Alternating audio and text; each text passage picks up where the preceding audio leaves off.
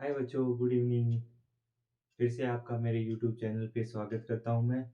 आपने पहले मेरे वीडियो में देखा होगा, मैंने ट्रिग्नोमेट्री पढ़ाई थी और ट्रिग्नोमेट्री कंप्लीट हो गई। आज न्यू चैप्टर लेते हैं हमें अर्थमेटिक प्रोग्रेशन, समांतर श्रेणी वो लेते हैं। तो वो करेंगे आज। उससे पहले एक बात बताना चाहता हूँ कि ये चैप्टर है ट्रिग्नोमेट्री के बाद 10th क्लास का सबसे आसान चैप्टर है। उसके बाद पहले तो ट्रिग्नोमेट्री आती है, उसके बाद एपी है। और इसमें वेटेज भी ज़्यादा रहता है और बच्चे जो पास आउट होने वाले होते हैं, जो पास मार्किंग वाले रखते हैं, वो बच्चे इसको करके अपना बढ़िया नंबर कर सकते हैं। और जिनको सब कुछ बढ़िया नंबर बनाने हैं वो तो कर ही लेंगे। अगर कुछ समझ में नहीं आया तो वीडियो में देख सकते हैं, उसमें कमेंट कर सकते हैं, पूछ सकते हैं हमसे। तो ये स्टार्ट करने से पहले मैं बता देना चाहता हूँ होती क्या है समांतर श्रेणी। होती क्या है समांतर श्रेणी? मतलब एपी। एपी क्या होती है कि एपी होती है एक सीक्वेंस लेते हैं हम। सीक्वेंस लेते हैं मतलब श्रृंखला। सीक्वेंस लिया जिसमें एक चीज कॉमन रहती है, जैसे 3, 6, 9, 12, 15। या ऐसे ले लिया 2, 4, 6, 8, 10। इन दोनों सीक्वेंस में एक चीज कॉमन है। कॉमन क्या है? इनमें बीच का डिफरेंस कॉमन है। इन दोनों जो एपी दे रखी है उनमें डिफरेंस क्या है? कॉमन है। तो कॉमन डिफरेंस हो तो एक सीक्वेंस जिसमें डिफरेंस क्या हो? कॉमन हो, तो वो क्या बन जाती है? एपी बन जाती है। इनके बीच में हमेशा डिफरेंस क्या रहेगा? इक्वल रहेगा। जैसे 3 में से 6 में से 3 माइनस करते हैं तो कितना आएगा? 3। 9 में से 6 माइनस करते हैं 3। तो यहाँ पे हर एक पद में कॉमन क्या रहता है? इक्वल रहता है। तो जहाँ पे इक्वल कॉमन हो, डिफरेंस इनमें डिफरेंस क्या हो? इक्वल हो, तो वो एपी हो जाती है, एपी बन जाती है। एपी में समझने से पहले एपी में क्या होता है कि जो दिया होता है एपी में, तुम्हें एक श्रृंखला दी होगी, सीक्वेंस दिया होगा। जैसे मान लेते हैं अपनी सीक्वेंस अपने आप हिसाब से ले लेते हैं, 3, 5, 7, 9, 11। एक सीक्वेंस लिया एपी का। इसमें क्या होता है, जो प्रथम दिया होता है ना, फर्स्ट, जो फर्स्ट दिया होता है ये एपी का क्या होता है? A1, जिसको ए भी बोलते हैं। ए की वैल्यू कितनी है अपनी? 3। ये प्रथम पद होता है अपना फर्स्ट सीक्वेंस। जो फर्स्ट होता है ना, फर्स्ट टर्म, इंग्लिश में फर्स्ट टर्म बोलते हैं इसको, और हिंदी में प्रथम पद। प्रथम पद क्या होता है? A1। A1 को ए ही बोलते हैं वो, और इसकी वैल्यू कितनी है? 3। फिर निकालते हैं हमें कॉमन डिफरेंस। कॉमन डिफरेंस को क्या बोलोगे? डी से। कॉमन डिफरेंस क्या होता है? डी। हिंदी हिंदी में कॉमन डिफरेंस को कहते हैं सार्वंतर, जहाँ पे सभी का अंतर क्या हो? इक्वल हो। सारे पदों का इक्वल अंतर हो। तो ये निकालते कैसे हैं? अपना सेकंड पद कौन सा है? ये A1 हो गया, ये A2 हो गया, ये A3 हो गया, ये A4 हो गया, और ये A5 हो गया। तो कॉमन डिफरेंस डी की वैल्यू निकालेंगे तो सेकंड पद में से फर्स्ट पद A1 माइनस कर लेंगे, थर्ड पद में से सेकंड पद माइनस कर लेंगे, फोर्थ पद में से थर्ड पद माइनस कर लेंगे। इसी प्रकार ये सीक्वेंस चलता जाएगा। तो ये सीक्वेंस चलता जाएगा। तो हम करके देखते हैं। अपना सेकंड पद कितना है? 5। 5 में से हमने माइनस किया कितना? 3, तो कितना आ जाएगा? 2। सेकंड थर्ड पद कितना है अपना? 7। 7 में से हमने सेकंड पद A2 की वैल्यू यहाँ से देखी, A2 की वैल्यू कितनी है? 5। 5 रखा तो कितना आ जाएगा? 2। A4 की वैल्यू है 9, A3 वैल्यू है 7। माइनस किया कितना आ जाएगा? 2। तो हमारा कॉमन डिफरेंस क्या आ रहा है? 2, 2। तो इसको हम क्या बता देंगे कि ये इसका एक डिफरेंस क्या है? कॉमन है। कॉमन डिफरेंस है तो इक्वल है, सारों पदों में इक्वल निकला है, तो ये क्या बन जाएगी? अपनी एपी बन जाएगी। तो ज्यादा से एपी को चेक करने के लिए हमें क्या करना पड़ेगा? कॉमन डिफरेंस चेक कर लेंगे। डी मतलब सारों अंतर, डी डी की वैल्यू निकालेंगे। डी अगर इक्वल आ रहा है, सारों जो सारे टर्म्स दिए हैं उनमें इक्वल आ रहा है, तो अपनी एपी बन जाएगी, वरना एपी नहीं है। ये डिपेंड करती है किसके ऊपर? डी के ऊपर। सारों अंतर या कॉमन डिफरेंस पे डिपेंड करती है। तो कॉमन डिफरेंस को हम डी से ही बोलेंगे, डी लेते हैं तो डी की वैल्यू निकाल लेंगे, डी से पता चल जाता है कि एपी है या नहीं। तो हमें पहले क्या करना होता है, जो चैप्टर अपना 5th है उसमें इंट्रोडक्शन करवा रहे हैं, तो उसमें पहले जो चेक करना होता है हमें क्या, एपी। तो एपी चेक कैसे करेंगे, हम क्या निकालेंगे, डिफरेंट कॉमन डिफरेंस निकालेंगे। कॉमन डिफरेंस अगर इक्वल आ रहा है तो क्या बन जाएगी अपनी एपी, अगर नहीं आ रहा है तो एपी नहीं है। तो इससे हम कोई भी जो सीक्वेंस डी होगी उसको हम चेक कर सकते हैं कि ये एपी है या नहीं। अगर वो पहले से ऐसे बोल रहा है कि एपी है, तब तो उसमें डी निकालने की जरूरत ही नहीं है, उसकी वैल्यू डी होगी। अगर वो नहीं बोल रहा है कि ऐसे फाइंड आउट करके बताओ कि ये पी है या नहीं, तब हम क्या करेंगे, उसको डी निकाल के, कॉमन डिफरेंस निकाल के, डी की वैल्यू निकाल के चेक कर लेंगे कि ये पी है। अब ये अपनी एपी बन गई, तो हम इसमें क्या करते हैं, इसका फॉर्मूला बनता है। कोई एपी दिए, मान लो पहला फॉर्मूला बनाते हैं। समझने से पहले एपी चेक करने फॉर्मूला बनाते हैं। तो इसके सारे फॉर्मूले, एक एपी दिए, माना एक एपी दिए, क्या दिए, A1 A2 A2 A3 A4 A5, एक एपी दे रखी है, उसके n टर्म है, लास्ट कितने टर्म है, n टर्म। तो हम एपी का फॉर्मूला बनाएंगे। पहले तो क्या लिखेंगे, ए की वैल्यू लिखेंगे। ए की वैल्यू कितनी है, ए की वैल्यू A1, फिर लिखेंगे डी, डी निकालेंगे तो कितना आ जाएगा, A2 माइनस A1। सेकेंड पद में से फर्स्ट पद क्या कर लेंगे, माइनस। आगे भी चेक कर सकते हैं, A3 में से A2। अगर एपी दी है तब तो हम ए की पद निकालेंगे, वो एपी है। और अगर हमें चेक करना बोल दिया जाए कि एपी है या नहीं, तब हम उनमें से 2-3 पदों में से हम निकालेंगे। अगर फिर भी कॉमन डिफरेंस इक्वल आ रहा है तो एपी है, वरना नहीं है। फिर हमें ए एन पद, इसका लास्ट पद ज्ञात करने को बोलते हैं। ए एन कौन सा होता है, ए एपी चल रही है, उसका एनवा पद मतलब एन टर्म, लास्ट वां पद है, वो ज्ञात करने को बोलते हैं। तो उसका फॉर्मूला क्या बनता है अपने, ए प्लस एन माइनस वन, जो पद है टोटल है, एनवा पद निकालना है, उनमें से एक पद माइनस कर लेंगे। क्यों कर लेंगे, क्योंकि हमने A1 पहले ही ले लिया है, ए एक पद इसमें ऐड कर दिया है, और सारों का डिफरेंस कितना है, डी, डिफरेंस कितना है, डी। तो अपना फॉर्मूला ए एन का फॉर्मूला बन जाता है कि ए प्रथम पद n माइनस वन, क्योंकि इसमें n पद है, a को कम क्यों करेंगे, क्योंकि हमने पहला पद क्या कर लिया है, साथ में पहले ऐड कर दिया है। तो पहला पद ऐड कर दिया है, A1 प्रथम जो टर्म है वो ऐड कर दिया है, a ऐड किया, प्लस a को कम लेंगे n माइनस वन, और जितना सार्वंतर d चल रहा है, अपना कॉमन डिफरेंस चल रहा है,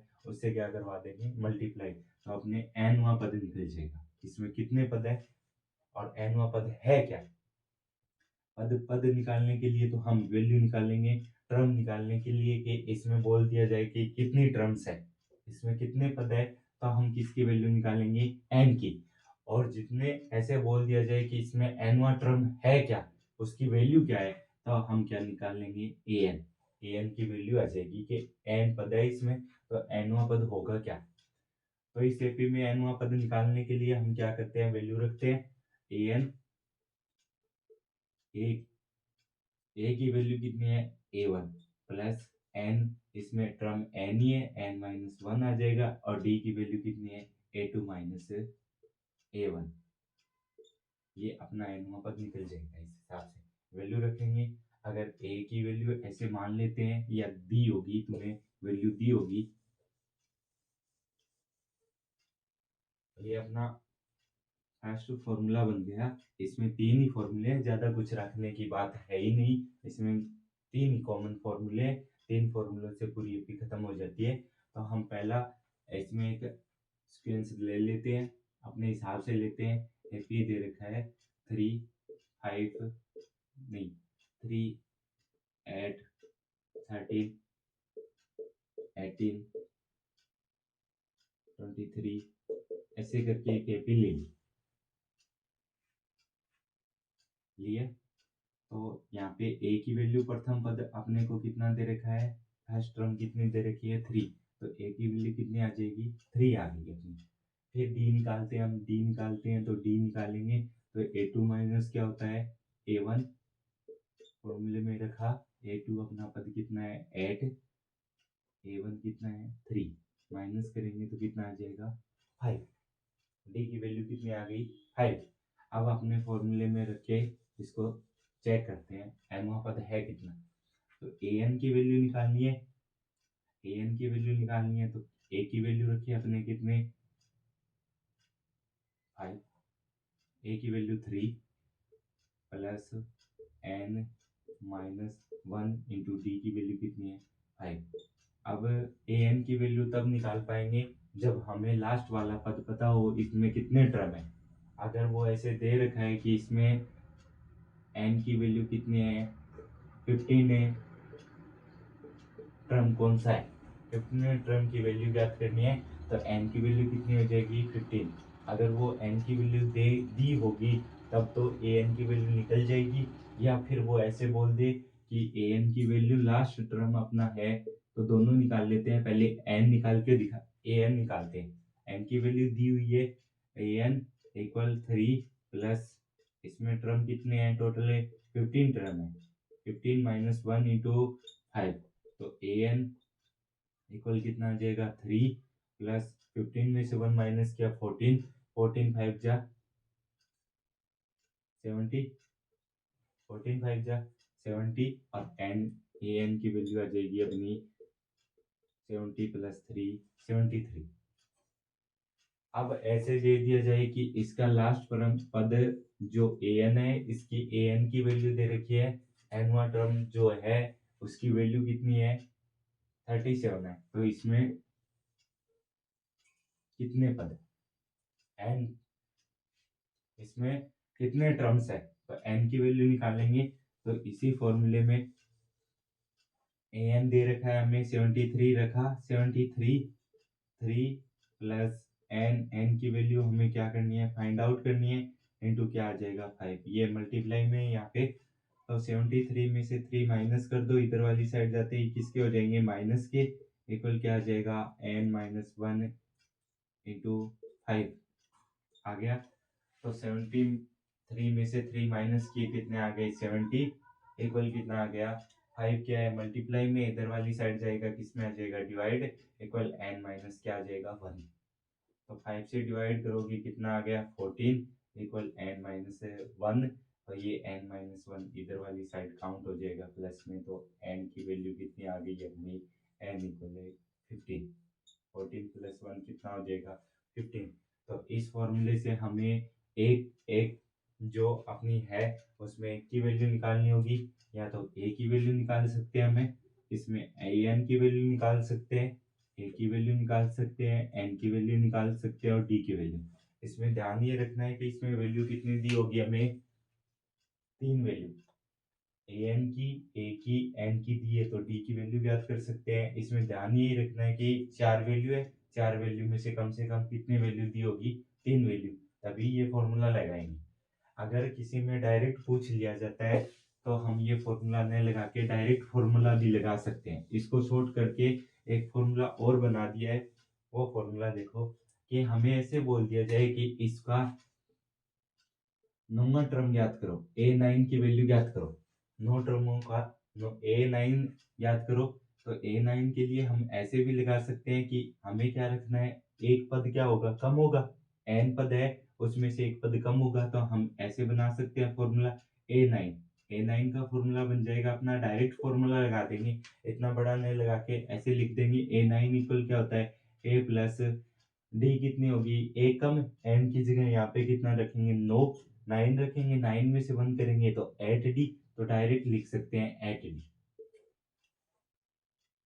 जहाँ पे जो पद पूछा जाए उससे एक डी क्या आएगा कम आएगा, क्योंकि पहला पद क्या हो जाता है साथ में ऐड हो जाता है। ऐसे बोल दिया जाए कि 15वां पद निकालो, तो अभी निकाला था a15 निकाला था हमने, तो फॉर्मूला क्या बन जाएगा अपना a प्लस 14d, तो डायरेक्ट फॉर्मूला भी लगा सकते हैं इससे। एक डी क्या रहेगा कम रहेगा, जो पद दिया है उससे एक डी क्या रहेगा कम रहेगा, एक टर्म कम रहेगा। तो ऐसे a9 निकालने के बोल दिया तो a9 की वैल्यू निकालते हैं। तो a9 इसमें ए की वैल्यू कितनी है 3 प्लस 8 और डी की वैल्यू कितनी है अपनी 5। तो ए9 इक्वल आ जाएगा 3 प्लस 8 5 जा 40। तो ए9 आ गया अपना 43। इसके 9वें टर्म की वैल्यू कितनी है 43। तो 9वां जो टर्म है अपना उसकी वैल्यू आ गई अपनी, डायरेक्ट निकाल सकते हैं 43। अब आधे से बच्चों को ये नहीं दिक्कत, एग्जाम आ रहा है पास में, तो दिक्कत ये आ रही है कि सर टाइम बचा नहीं है तो हम करेंगे कैसे। आप जो चैप्टर आपको आते हैं, जो चैप्टर आपको आ रहे हैं, पहले से आ रहे हैं, उनमें ज़्यादा टाइम वेस्ट करने की ज़रूरत नहीं है, क्योंकि बच्चों के कॉमन यही है, दिमाग में यही आता है कि ये चैप्टर मेरे को आता है, तो वो उसी को बार बार निकालता है। तो वो उसको बार बार निकालने की ज़रूरत नहीं है, वो तो आपको आता ही है, तो उसमें ज़्यादा टाइम बर्बाद करने की आवश्यकता नहीं है। अगर जो चैप्टर आपको ऐसे लग रहा है कि ये चैप्टर मेरा वीक है, तो उस चैप्टर पे ज़्यादा फोकस करना है अब। तो वो इतना ही टाइम बचा है आपके पास, तो उस चैप्टर को आप स्ट्रॉन्ग कर सकते हैं और एग्जाम में अच्छे नंबर प्राप्त कर सकते हैं। तो जो चैप्टर आपको आता है उसमें ज़्यादा टाइम वेस्ट मत कीजिए, क्योंकि कुछ बच्चे होते हैं जो चैप्टर आता है वही चैप्टर लेके बैठ जाते हैं, बार बार उसी को निकालते हैं, न्यू चैप्टर सीखने की कोशिश नहीं करते हैं। अगर आप कोशिश ही नहीं करोगे तो न्यू चैप्टर आपको नहीं आएगा। अगर मेरे साथ में बने रहोगे तो आपको मैं सारे चैप्टर समझा दूंगा धीरे धीरे। अगर फिर भी दिक्कत आ रही है तो वीडियो को दोबारा देख लेना। अगर नहीं आएगी, मैं चैप्टर का पूरा चैप्टर निचोड़ निकाल के फिर आपको सॉल्यूशन बताऊंगा, और इसमें सारे जो मेथड दे रखे हैं वो आसान मेथड बना के आपको समझाऊंगा। तो आप मेरे हिसाब से करोगे तो आपको मुश्किल नहीं आएगी, और बढ़िया से इजी से आप बढ़िया 3.25 घंटे का जो पेपर होता है वो बढ़िया वाला निकाल लोगे आप। जो समांतर श्रेणी है उसमें एक और आता है अपने, कि हमने पहले फॉर्मूला पढ़ा है, ए एन का फॉर्मूला पढ़ा है, क्या होता है जो अपना फर्स्ट टर्म होता है, फर्स्ट पद जिसको बोलते हैं ए, और जितने टर्म होते हैं उनमें से एक माइनस करके इंटू क्या लगा देते हैं डी। तो ये अपना जो फॉर्मूला है वो नंबर फर्स्ट बन गया, ये मैंने समझा दिया आपको। फिर सेकंड फॉर्मूला आता है। सेकंड फॉर्मूले में क्या आता है, इस एपी में आपके दो ही चीजें दी होती है, कि एक तो हमें कौन सा टर्म निकालना है, एनवा टर्म, एनवा टर्म, एनवा nth टर्म निकालना है। एक तो एनवा टर्म निकालना है, तो ए एन की वैल्यू हम क्या कर सकते हैं, जितने पद दिए होंगे, एन टर्म दिए होंगे, उसकी वैल्यू दी होगी, तो ए एन की वैल्यू उसमें वैल्यू निकाल लेंगे कि एनवा टर्म है क्या, उसकी वैल्यू क्या है, तो ए एन निकाल लेंगे। अब हमें क्या करता है कि एक इसमें जो सेकंड चैप्टर अपने जो 5.2 या 3 है, 5.2 या 5.3 है, उसमें क्या पूछा जाता है 3 में। सेकंड तो अपनी जो फर्स्ट है उसमें तो आपको ऐसे पूछा गया 5.a में कि चेक करके बताओ कि ये एपी है या नहीं। तो एपी में वही पूछा है कि चेक करो ये एपी है या नहीं, या प्रथम पद जो फर्स्ट टर्म है, और या क्या करना है डी जो सार्वंतर कॉमन डिफरेंस है उसकी वैल्यू निकाल के बतानी है। तो हम देखते हैं, इसमें यही है अपना 5.2 चैप्टर है, उसमें आपको दे रखा है ये ए एन वाला फॉर्मूला दे रखा है, जिसमें एन टर्म दिए होंगे, ए एन की वैल्यू हमें क्या करनी है, फाइंड करनी है। तो वो भी निकाल सकते हैं हम। अब हमने चैप्टर लेते हैं 5.3 चैप्टर लेते हैं। 5.3 चैप्टर है, उसमें हमें क्या निकालना है कि जो एन टर्म दिए हैं सेकंड चैप्टर में उनका हमें क्या करके दिखाओ, सम। तो सम करके दिखाना होता है, तो उनका क्या करना होगा, सम। तो सम का फॉर्मूला क्या बनेगा, जो अपने ये फॉर्मूला है यही फॉर्मूला ऐड कर लेते हैं पहले, A plus N minus 1 into D, इतना तो सेम रहेगा। उसमें एस एन ज्ञात करना है, तो एन हुआ टर्म एस, सभी जो टर्म दिए है एन टर्म दिए हैं उसका क्या करना है, सम करना है। तो क्या बन जाएगा अपना S N, S N equal क्या होता है n/2 plus 2a plus n minus 1 into D. तो यही फॉर्मूला सेम रह गया है, यहाँ पे सिर्फ क्या लगा हुआ है, 2 लगा हुआ है, 2 लगा हुआ है, और यहाँ पे 2 से क्या करवा दिया, डिवाइड करवा दिया।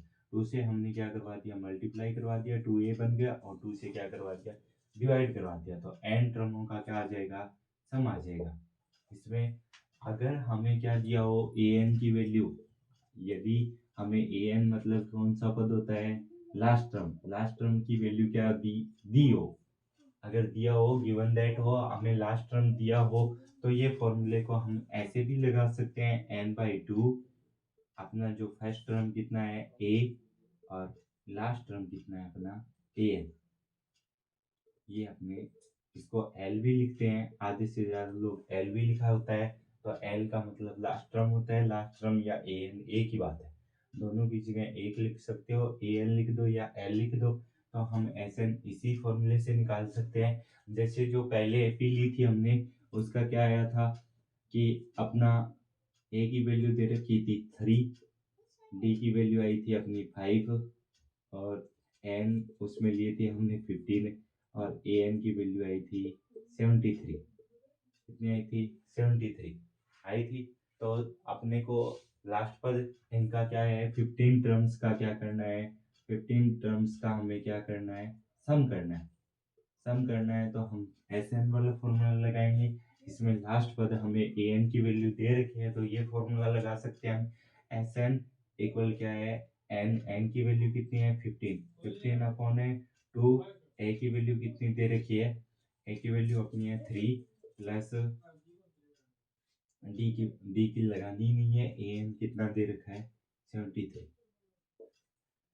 तो एस एन इक्वल कितना आ जाएगा, 15/2, और ये कितने हो गए अपने 76 है। 76 से 2 को कट कर दिया, कितना आ जाएगा, 2 3 जा 6, और फिर 18 38 आ गया। 38 को मल्टीप्लाई करवाना है, तो एस एन की वैल्यू निकालनी है, तो अपना बन गया 38 इंटू मल्टीप्लाई 76, नहीं 15, 38 मल्टीप्लाई सॉरी 15 बन गया 15।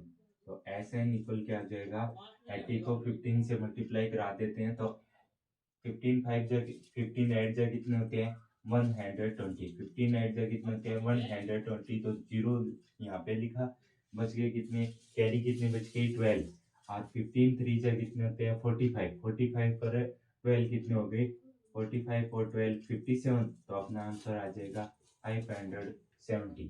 तो इसकी वैल्यू कितनी आ जाएगी, 570। यदि हमें ए एन की वैल्यू नहीं दी हो, ए एन की वैल्यू क्या नहीं दी हो, गिवन दैट नहीं हो, दी नहीं हो, तो हम फॉर्मूला लगाएंगे ऊपर वाला, ऊपर वाले फॉर्मूले में वैल्यू रखते हैं, दोनों में इक्वली आएगी। ऊपर वाले में फॉर्मूले में वैल्यू रखते हैं S N equal, S N की जगह कितना रखोगे, यहाँ पे एन की जगह वैल्यू कितनी रखोगे, 15 टर्म का करना है, तो एस 15 इक्वल एन की जगह 15/2 प्लस 2, ए की वैल्यू कितनी है अपनी 3, प्लस n-1, एन की जगह 15, एन की वैल्यू 15 है, तो 15 - 1 इंटू डी की वैल्यू कितनी है 5। इससे भी निकाल सकते हैं, जब लास्ट पद नहीं दिया हो, ए एन की वैल्यू नहीं दी हो, तब क्या लगाना है फॉर्मूला, ऊपर वाला फॉर्मूला लगाना है। तो लगाएंगे एस 15 इक्वल कितना आ जाएगा, 15/2, इसको मल्टीप्लाई कराओगे 2 3 जा 6, प्लस 15 में से 1 माइनस किया 14, 14 इंटू 5, तो ये आ जाएगा एस 15 इक्वल 15/2 6, प्लस 14 5 जा अभी बताया था 70, तो वही आ जाएगा एस 15 इक्वल कितना आ जाएगा 15/2, और ये ऐड किया तो कितना आ जाएगा 76, और इसको अभी कट करके दिखाया था कितना आ जाएगा 38, और एस 15 इक्वल क्या आ गया, वही 15 इंटू 38। तो अपनी वैल्यू निकाली थी, एस 15 की वैल्यू निकाली थी 570। तो अपनी वैल्यू आ जाएगी, दोनों से सेम ही आएगी। अगर एन टर्म दिया हो तो आसान हो जाता है, ए एन की वैल्यू दी हो तो नीचे वाला फॉर्मूला लगा सकते हैं, और अगर ए एन की वैल्यू नहीं दी हो तो ऊपर वाले फॉर्मूले से हम क्या कर सकते हैं, ऐसा ज्ञात कर सकते हैं। तो इस चैप्टर में हम 3 ही चीजें पढ़ने वाले हैं। पहली